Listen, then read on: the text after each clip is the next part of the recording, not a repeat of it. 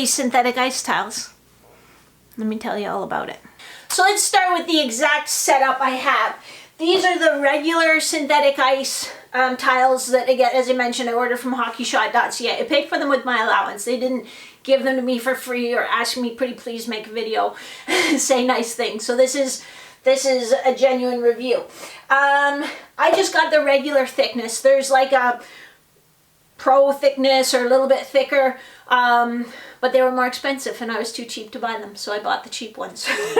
I got 16 tiles and I have, right now this is a 3x5 setup, so I have one extra one because I wasn't sure if 3x5 or 4x4 would be good.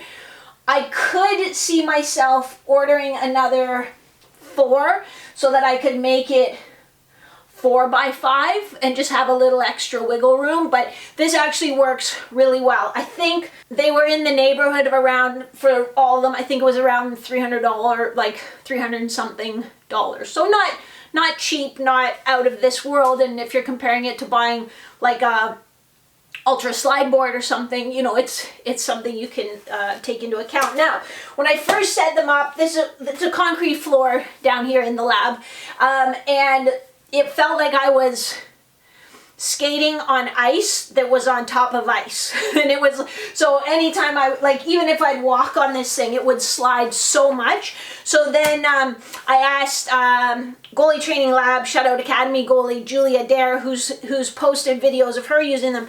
Hey, what do you use so it doesn't slide around? And she used exactly what I used to use in the gym underneath the slide board, which is these, they're like shelf liners. So it's like a grip premium shelf liner. I ordered these from the Home Depot. So the company is Contact brand. Contact brand. Yeah, but they're just like kind of spongy, rubbery. So I have 4 of these underneath. So 1, 2, 3, 4 underneath, and they work fantastically well. The first time I used this, I was like, I couldn't get any bite whatsoever. My skates just kept sliding out. I had put in my old blades, so my stock blades, because I didn't want to ruin my step steel blades. I don't use the step steel extreme. I use just the regular step steel blades before you start furiously commenting. You said you don't like those. I don't use those. And so I thought it was the blades. Yesterday I put just one step steel blade in for like 5 minutes. It didn't make any difference. It was me, not the blades. Yeah.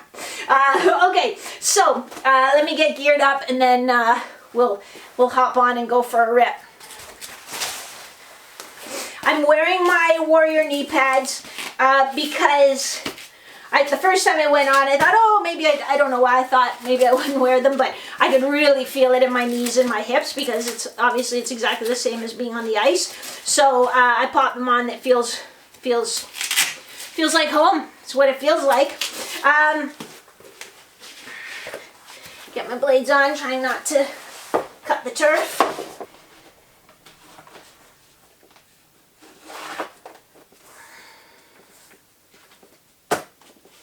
So those of you who are super observant will notice that I'm using my old Warrior Ritual GTs because I've kind of had in my mind that I was going to get synthetic tiles for quite some time. This was just kind of the impetus for me to take action. So I purposely kept them.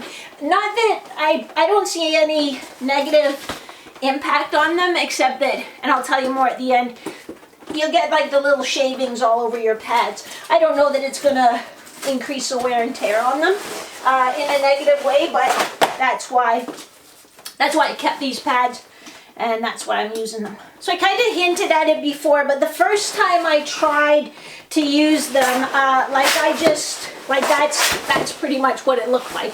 My skate would just wash out every time, so naturally I would blame my blades. And that could be part of it because I do use a fairly flat profile. I think I'm at 5/8 right now, but that really wasn't it. So I went into the Goalie Training Lab to ask for advice, and again, Julia Dare and a couple other of you really stepped up and gave me some fantastic tips.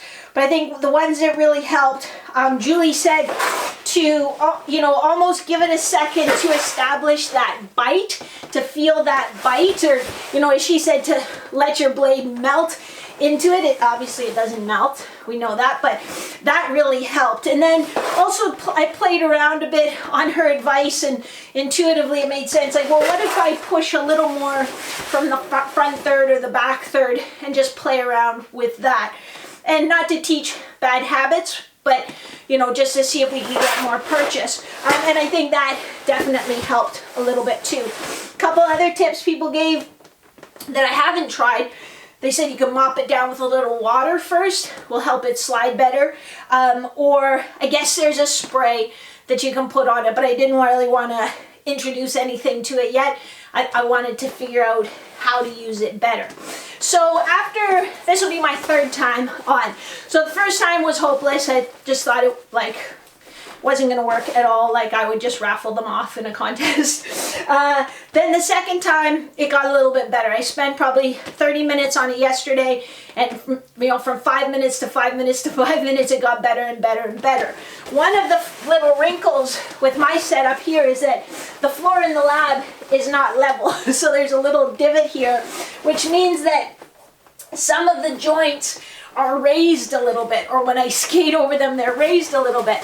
So my blade can catch, and then, just like you would catch a blade on the ice, but I'm not too keen on taking a header right off the bat. So you'll notice I'm really tentative when I'm moving from my skates from a standing position. That's part of the reason. The other part of the reason is that I'm just tentative with my T-pushes anyway. So, what have I used it for? What do I think the value is? So I like it. To me, it's fantastic for really initiating that rotation with your head and your gloves, and then getting that nice push. So you can see how that works just great.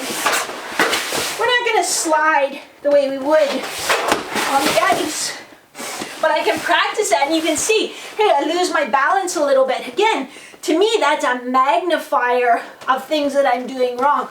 I might get away with it on the ice because there's less friction, but here it really highlights, if my pad's dragging a bit and I'm not stable, I'm going to lose my balance over that pad.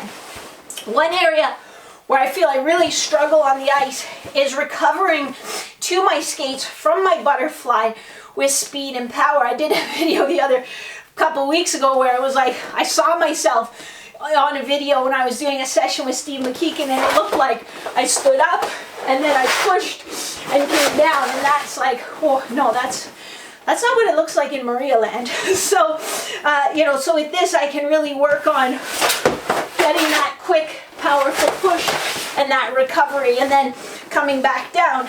Another thing that I like to do on the ice, I don't like to do it, but I do it anyway, is come around, boom. When I'm coming back, I'll slide like this, and it's like, no, you gotta pull that tight. So those are things I can practice with precision. Now, my T-pushes, I'm still not super comfortable on them, but you can kind of work a little bit on that. I need to practice. One of the things that I noticed, so I was practicing a little C-cut, so back to forward, and that's, that feels better and better the more I practice it. I can go here, backwards, but when I try to come off my back edge and C-cut forward, you can see how that looks really different. That is a skill that I don't have off that back edge. So again, I can work on that with some deliberate practice. So do I think it has value? Do I think you should rush to your computer, maybe take off your glove and blocker first, but and order yourself a set? Yeah, to me, I see a huge value. Even when I'm back on the ice, if you're watching this later, I'm shooting this during our little COVID lockdown episode. But even once I get back on the ice, it's a tool I'm going to use because, yeah, it magnifies my inefficiencies. I can't cheat as much on this as I can on the ice. I can practice skill deliberately and you know, I can come down and work on it for 20 minutes and then go back upstairs and make dinner or whatever. It's not like I have to rent ice for an hour and then feel like I have to crush myself for an hour. So I really like it. Now, I also do all my off-ice strength training. I do all my off-ice mobility training. So I think this is the next logical step. I think if you're not preparing your body to do what it needs to do on the ice, then trying to add more ice, I'm doing air quotes, ice, isn't really good, isn't the next best step. I know we all like gimmicks and we like goo gags and, you know, oh, that really looks really cool, but we need to do the work in the right order.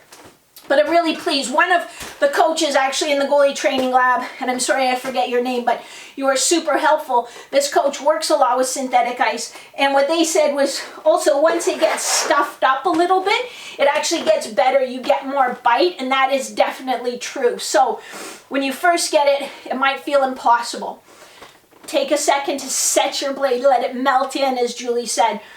Play around with pushing a little from the toe, a little from the heel. And I know that might not be what you do on the ice. Some people do and some people don't. But it might help you get the feel a little bit better. And it does get better once it gets scuffed up a bit. Unless you have some really good non-slip surface to put it down on, you will need those anti-slip mats. So maybe order those from the Home Depot or wherever at the same time you order this so you can get right to work with it. But I've been really pleased with the tool. I'm going to show you how you clean up, how you take off your gear, because you will get these little shreds of plastic come off because, yeah, like ice comes up when you're doing these movements. So it's going to be the same thing, but I have a simple little system for cleaning up so that it's not too messy. Like, yeah, they're kind of staticky, they're going to be stuck to your socks and stuff, but if you do this every single time, it's not going to be that bad.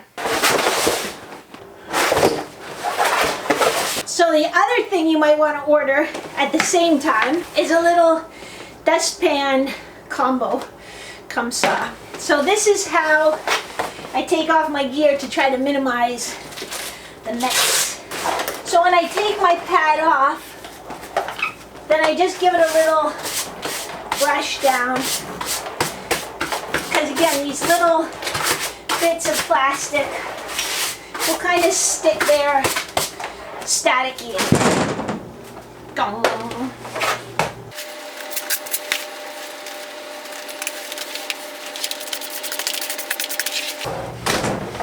And I'm sure you could also use a shop vac or whatever you have access to at home. Then before I take my skates off, I'll give them a quick preliminary brush, and then I'll give them another good brush off. Give them the brush off.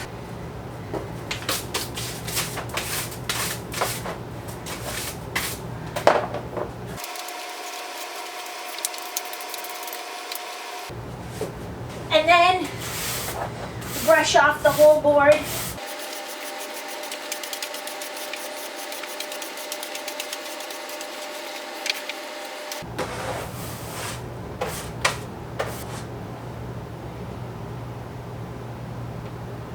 So yeah, you're gonna have some little bits of white fluff stuck to you. There's gonna be a learning curve. You know, it's not a cheap investment, but man, I went from the first day to being like, no, to now this is 3 days, and it felt even better than it did yesterday. So I find it a really valuable tool. So I'm giving it 2 thumbs up. I have a question for you guys, because I know that sooner or later my blades are gonna get worn too dull, and I'm trying to save my step steel blades. If I have to, I can go into those and get a new pair when we're out of this. But do you guys know of any like little sort of portable, I don't mean buying the whole machine kit, but any sort of portable blade sharpener that will just help sort of put an edge back on to get us through this until stores are open and we can go get our skates sharpened again? I'd love that. I'd love it if you drop it in the comments below. If you have any other advice, you don't need to give me advice on technique, because I know there's a lot to work on. But if you have any other advice on using the synthetic ice, if you use it yourself and have some tips or tricks that really help, I'd appreciate it, and I'm sure everybody else watching would too. But otherwise, this is Maria from goalietrainingpro.com. I will catch you next time. Whoosh.